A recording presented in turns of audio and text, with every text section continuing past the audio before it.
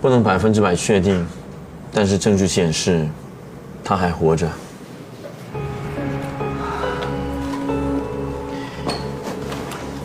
2年前，水哥失踪的时候，我们只忙着注意他入境新加坡之后，就再没有记录的事。但是我最近在比对一下当年的资料，发现了一个可疑的身份。在随哥入境新加坡之后1个小时，转飞旧金山。许玉，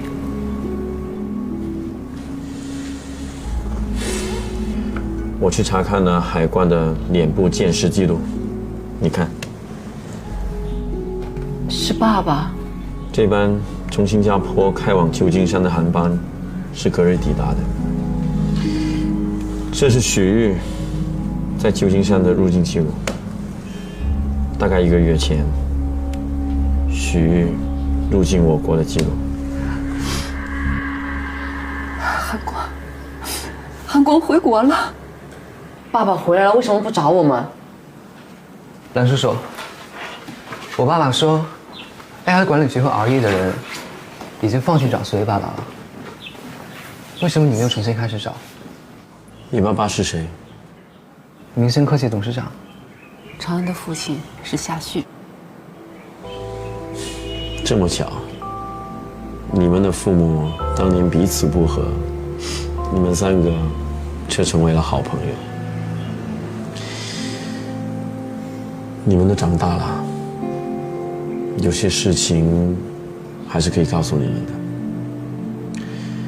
在蓝眼 AI 这件事情之后，我们发现国外一些军事单位变得异常的紧张，我们也特别注意。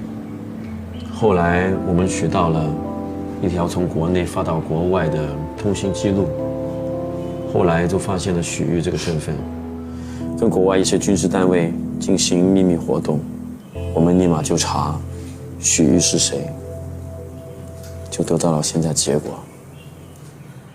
不可能，我爸爸不是会伤害国家的人。我也不希望是这样，但是事实就是这样。为什么？为什么蓝叔叔说是事实就是事实？为什么不是一个跟爸爸长得很像的人被你误认了呢？玉玉，不可以跟蓝叔叔这么讲话，不礼貌。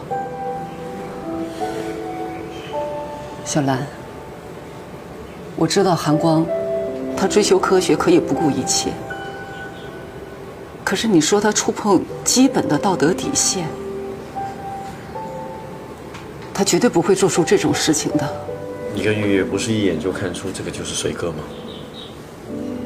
你们老实告诉我，这2年，水哥有没有联络过你们？